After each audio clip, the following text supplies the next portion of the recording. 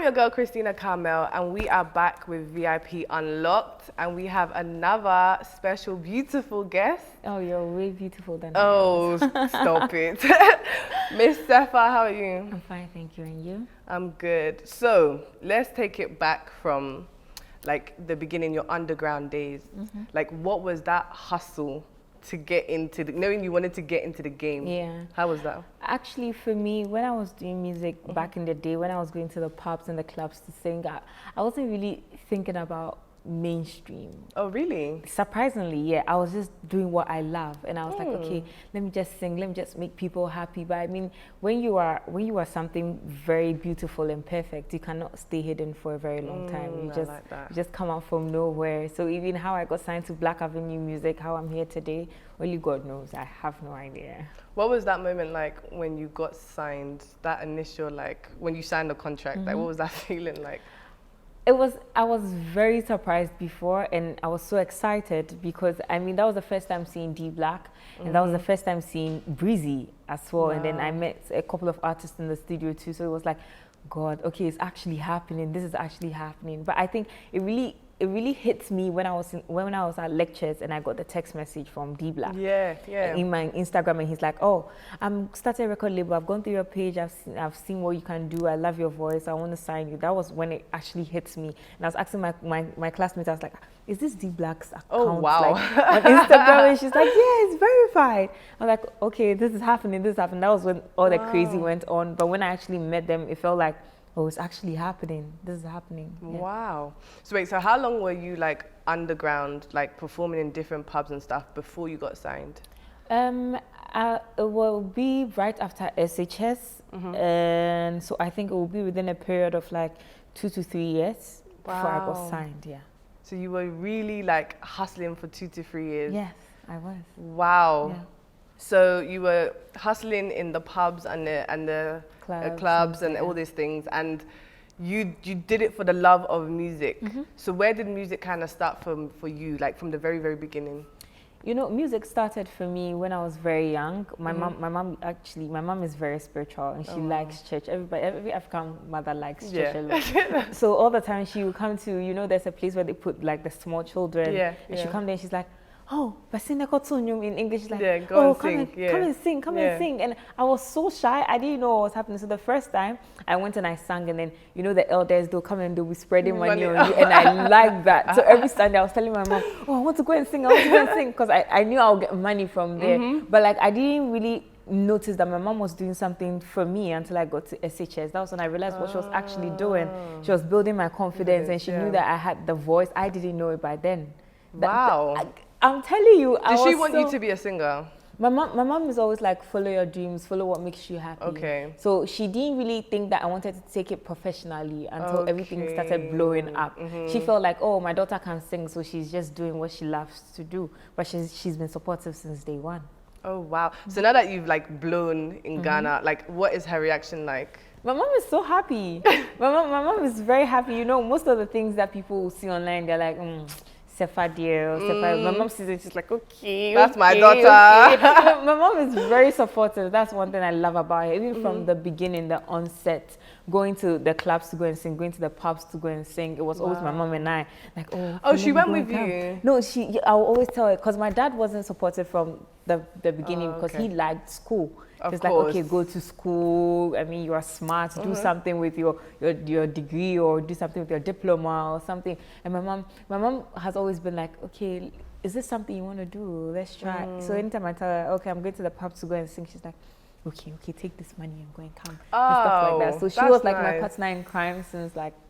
Oh, that's nice, because that's rare, especially for a mother. Yes. And like, you now being a female in the industry, she must have had her like worries. Oh yeah, she's had a lot of worries. Sometimes she calls me early in the morning and she's like, "Oh, I heard this. I know you didn't do it, but be careful of this, be careful of that." And for her, she knows I'm really strong, because I mean, I started singing in the clubs and the streets for like when I was very young, and for a mother to actually trust. How old were you?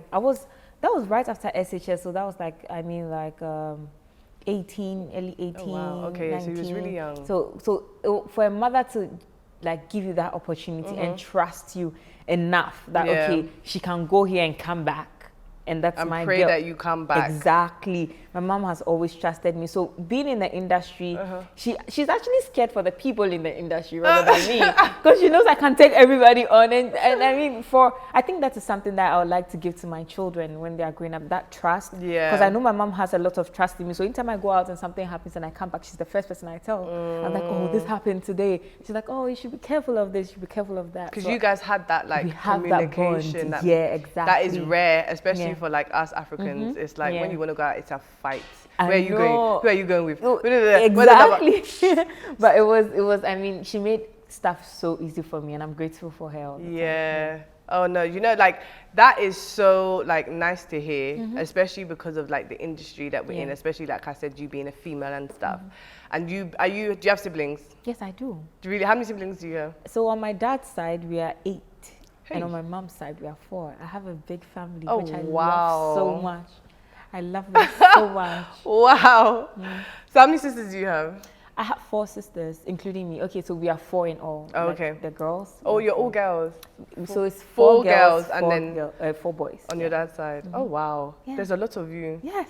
How do they feel about seeing their sister on TV and stuff? I mean, they are so happy for me. They are they're always praying. I think they're scared for me more than even my mom is scared for me. Why? Because they're like, oh, that's our little girl, because I'm the youngest girl. Oh, you're the youngest. So it's like, oh, that's our little girl. She has to be taken care of. She has to, we have to make sure she's fine. Everything is going on well for her. So they are like, they are very worried.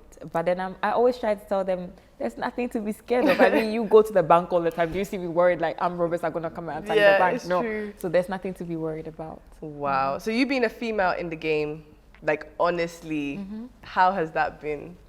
It's been quite a journey and a learning process for me. It's been and a lot of mixed feelings, because I mean, you have people that come to you and you don't know whether they're coming to you because they want to get between you or whatever, or they want to help you genuinely, or they just love your music. So it's more about mixed feelings and just knowing that you have a goal that you need to attain. So you just focus on the goal. What has been like one of your biggest challenges as a female? My biggest challenge as a female in the industry is, with me, I stand against a lot of stereotypes against women. Okay. Especially when it comes to telling a woman what she's supposed to do, or how she's supposed to behave, or how she's supposed to dress. Or me, when you tell me how I'm supposed to dress, that's when I'll even tear shame. Because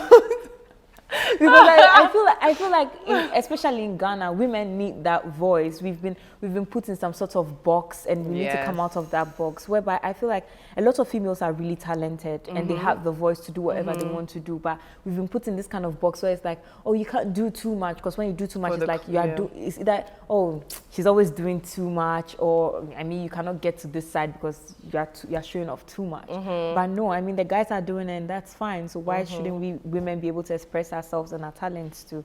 So it's just more about standing against the stereotypes. For me, it's been quite difficult with the bashing and everything, but we are getting there.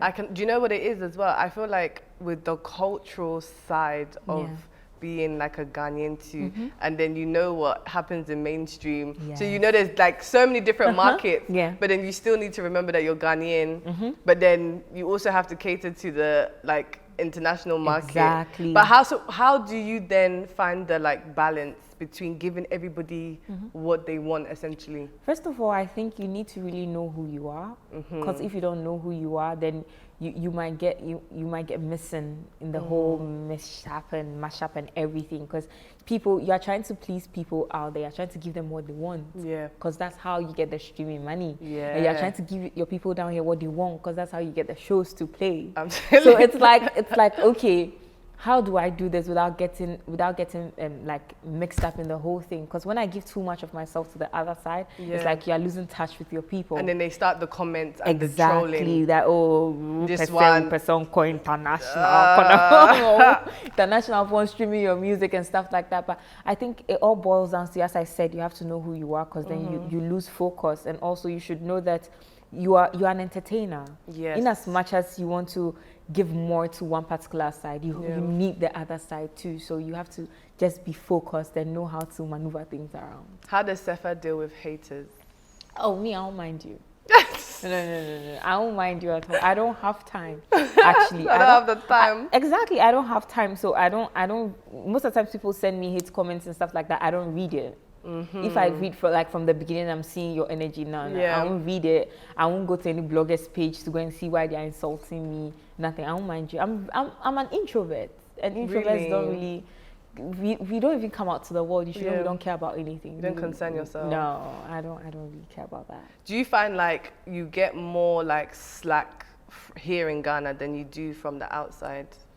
I think that for me, I consider I don't really know what other people think of me. But anytime I come out or anytime I go on the internet, I feel like I'm the most loved female musician. Because I'm sweet. Everybody loves me. Why would you love me? If you don't love me, I think there's something going on with you that I don't understand. But I think I've gotten a lot of love and support from both sides and everywhere. Everybody is loving me, but I think those outside understand my craft more. You think so? Yeah, I think that because of the kind of things they have seen there, whenever I do something, it's like, oh, it's normal. It's normal. Yeah, exactly. Oh, it's normal. Oh, she's singing that. It's normal. Oh, she's just like that. It's normal. But for my family here, like my Ghanaian family here, it's more of like, Sefa, this one, control it a little, calm down. Control it, calm down for us, small, do this small for us. But I think they are getting the picture now. Because I mean, if you hit something for a very long time and you're not getting a reaction back, you just let it go. Do you feel like the Ghana market needs to be a little bit more open-minded to allow the artists to be more expressive? That's what I've been preaching ever since I got into the music industry. Really? That's what I've been preaching. How is the preaching going? All the time. It hasn't been easy because, you know, people have their own opinions. So anytime we say that, they come strongly at you. They're like, oh, are you not trying to teach our females to do what they are not supposed to do? And stuff, but what are females not supposed to do? Like, want you to be these like role models. Exactly. What are they not supposed to do? I mean, because I feel like we are all human beings, and we all need to grow. We all need to go beyond what we are used to. Once you are stuck at one place for a very long time, people around you even get used to that and it becomes boring. You need to learn more as an entertainer too. So it's like, okay, I'm trying to teach the young girls something here. I'm not saying be trashy. I'm not saying do what you're not supposed to do, but you should experiment with your talent more. Because there's a lot you can give if you just let yourself loose, rather than thinking that, oh, I have to dress this type of way, I have to be so quiet, I have to sing about this particular kind of stuff. It doesn't make sense to me. You know what, that's one of the funny things, like when I came to Ghana, doing what I'm doing, like I felt like, you know, me, I'm me as I am. You take me as I am, because I'm coming from, like, as much as I'm like fully Ghanaian, I'm coming from the Western world. And so it's like my expressiveness is normal. I will come, I have tattoos, be brave. I have piercings, be brave. Like, but you see, when you come to Ghana as a woman, then it's like, you must be like conservative, wear a dress. Exactly, So I was a bit like, how am I'm coming as myself. I'm not coming to be, like, I can preach the right thing, and we can always like address how young girls should be and how women should be, because we were all brought up well. But as for being someone's full-blown role model, me, I go live my life. I mean, because I'm always telling people on radio that, I mean, I'm sitting here, obviously people see me and then they love me for what I do, and they love what I do, they love how I carry myself about. But I don't think that you should sit down at home and just put it in your mind that, okay, Sefa is my role model, whatever she does, I have to do, because I'm human, I make mistakes too. As if you're raising them. Exactly, I make mistakes. How are you sure that I'm not struggling in my life? Because obviously I'm going to show you what I feel I want you to see. So it's people have to just get it and know that in as much as we are role models for the ladies coming up, I mean, we also have a life to live. We also have our own mistakes to make. That's what makes us human. So I mean, don't sit down and think that, okay, that's my role model, so I'm going to be like her. No, like that. I feel like that's a powerful message, especially as like a female musician, where there's not many in Ghana. So then it adds to the pressure. Do you feel the pressure? Just a little sometimes, just a little, and I feel like that's what everybody likes to do. When you are few in a particular space, people try to put a lot of pressure on you. Like, they try to pile everything on you. Okay, you have to give us, you have to milk everything out of you. And also it's about the competition between the females in the industry, because we are so few.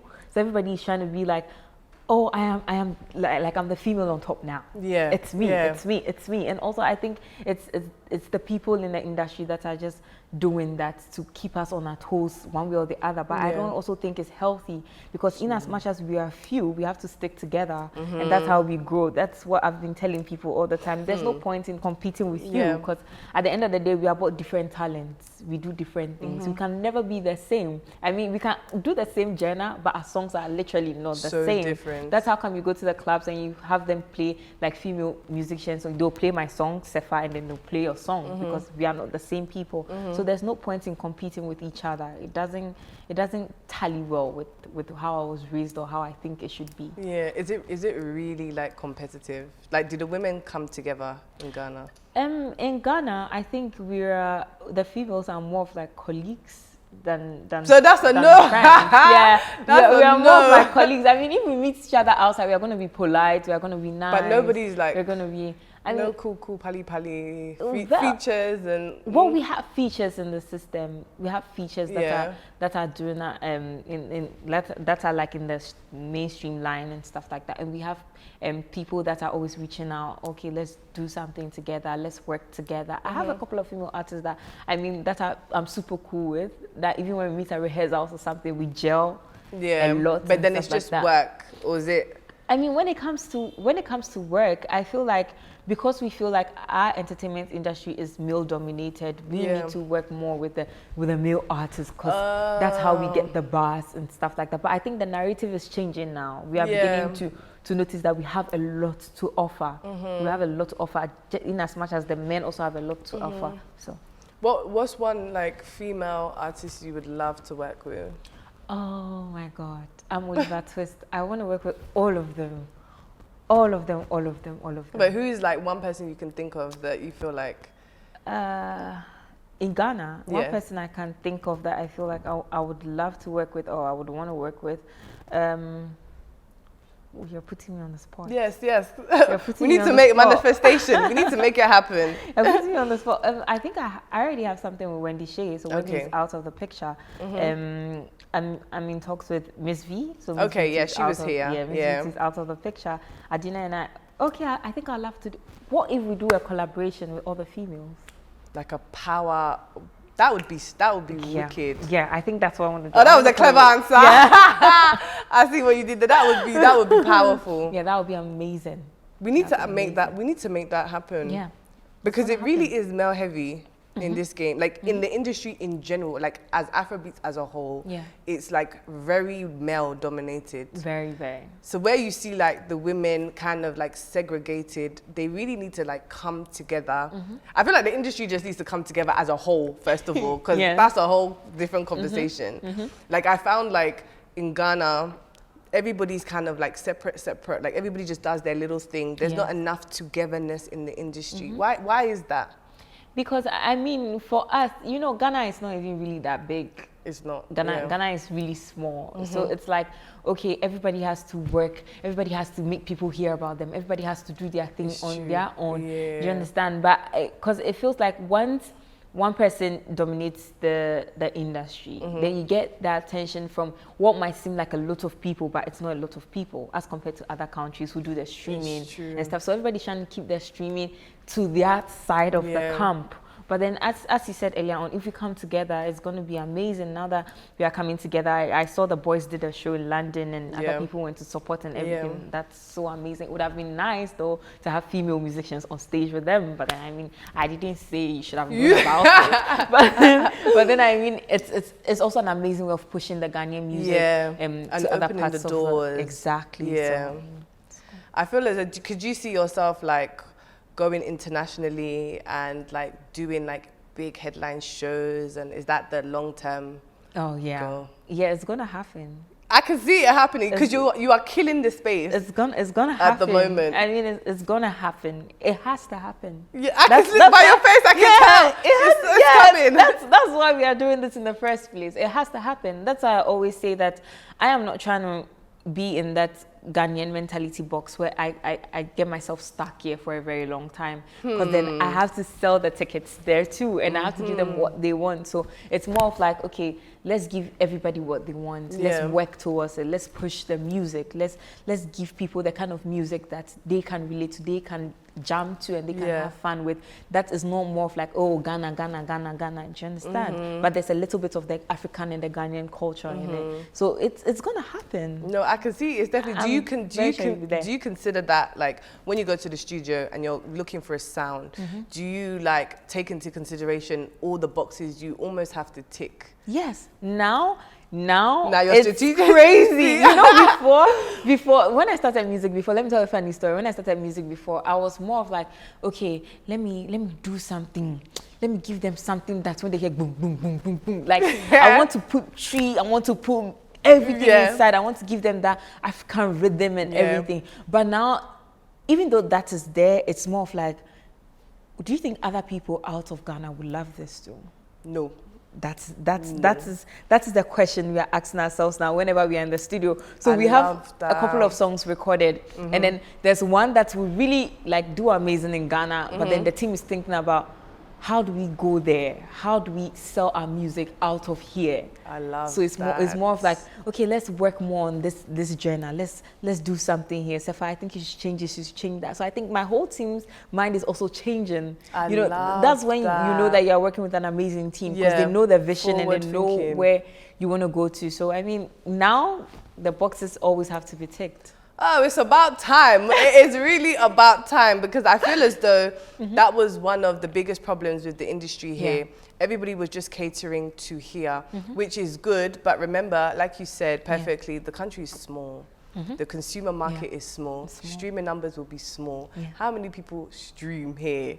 Exactly. You know, like even on YouTube, when you go and watch my video on YouTube, YouTube, they say, wow, or GTV. Hey! GTV and UT or something. But I mean, like, right now, especially, I think the Ghanaian mentality is also changing. It's changing. Because they are seeing how our fellow brothers and sisters are doing, like, outside and everything. And now they are trying to push the artists to go there. They're like, oh, give us good music, but we give you good music and you enjoy it here. Yeah. Do you understand? They're like, oh, go there, go and do shows there, go there, travel there. So I think now they are being more open-minded to giving them something they can actually sit down and just enjoy, rather than just roaming and jumping all over the place. But then you see, then what happens is that then the consumers here don't understand, and they feel like they're not a part of it, because it's like you're trying to go overseas, go to the other side. Or you go there, if you want to go, exactly, and then it messes up the industry here, because I'm seeing that everybody's slowly like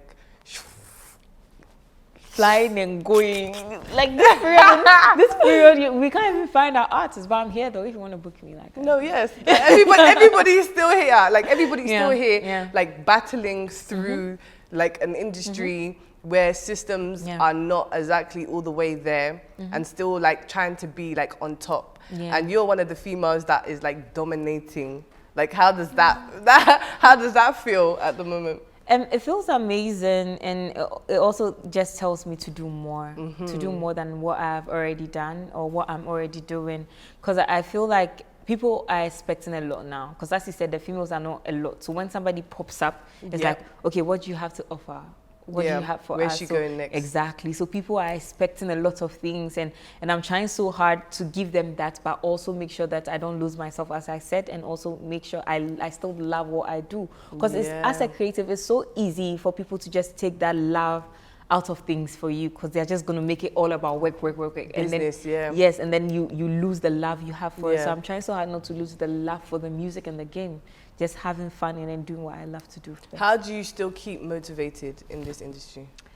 Well, for me, it's just the mere fact that people are streaming the songs. People are singing the songs back to back. people are texting me, oh my God, I love your song because I listened to it when I was down and I'm happy about what I'm going through and stuff like that. That's what motivates me to go on, because I feel like there are lots of people that are going through a lot of things. Me per se, I don't like talking, so music is how I communicate with people most of the time. So I feel like music is also spiritual, where people understand and they know what they feel like, okay, I'm not in this alone. Somebody's also going through what I'm going through. So it's more of like giving people a chance to just feel what it feels like to be alive. That's what motivates me the most, and also like the chang coming from here and there, here and there. Like, it feels, it feels so good. Let me tell you something.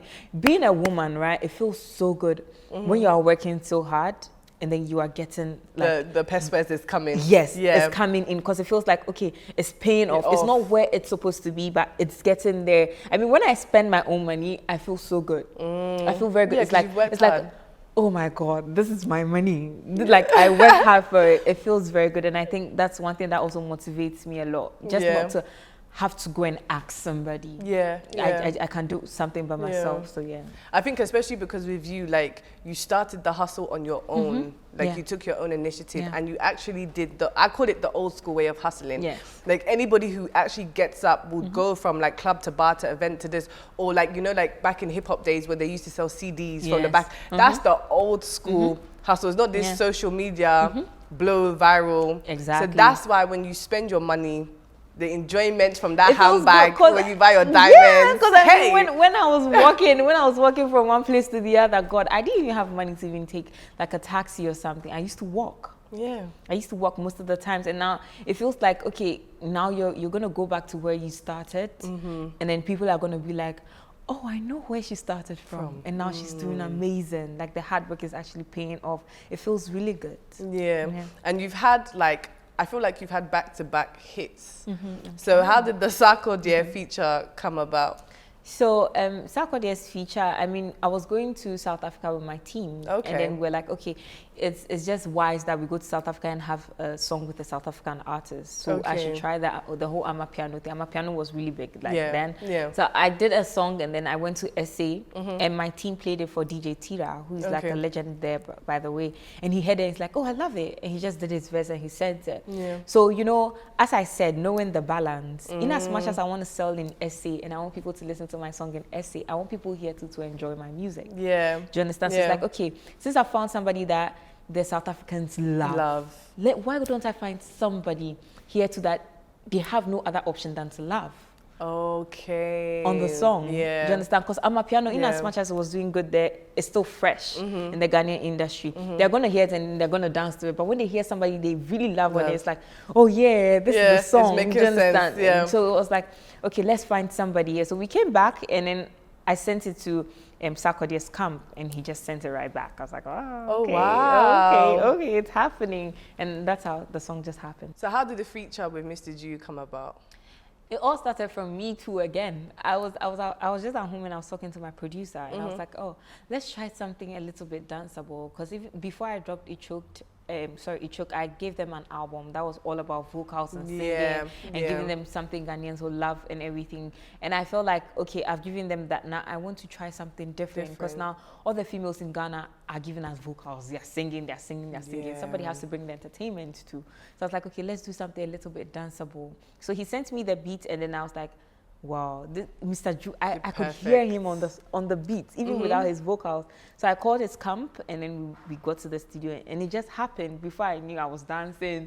Before I knew, I was doing something else, and it just happened for me like that. And now I think it has become part of the Sefa brand. Where even before people book me, they're like, oh, tell her to bring her energy and her dance moves. So it's like, okay, well, I'm gonna bring it either way. So it's like, now it's more of like what I do now. In as much as I'm a singer or I'm a vocalist, I try to do more of like the whole showbiz thing. And then I think like what I've noticed with you is that you've shifted your brand slightly. And you're giving more, but it's paying off. Have you noticed that? Yes, it is. It's paying off, and it's branding you in a different way as an artist now. And this is where we now peak. Can you feel? I can feel it as I'm talking. I'm like, I can feel it. Like, now that you've shifted the brand and you've made yourself like more like almost like carefree. I want to entertain. I will give you. This is where like internationally you go. You do. You know. You know. People are like, it's coming. oh, she's there. She's coming. It's coming. Yeah. I feel like such a smart move. Like major smart moves were played, and it's paying off. Yes, How are you feeling now that things are more shifting in the way that you want it to go?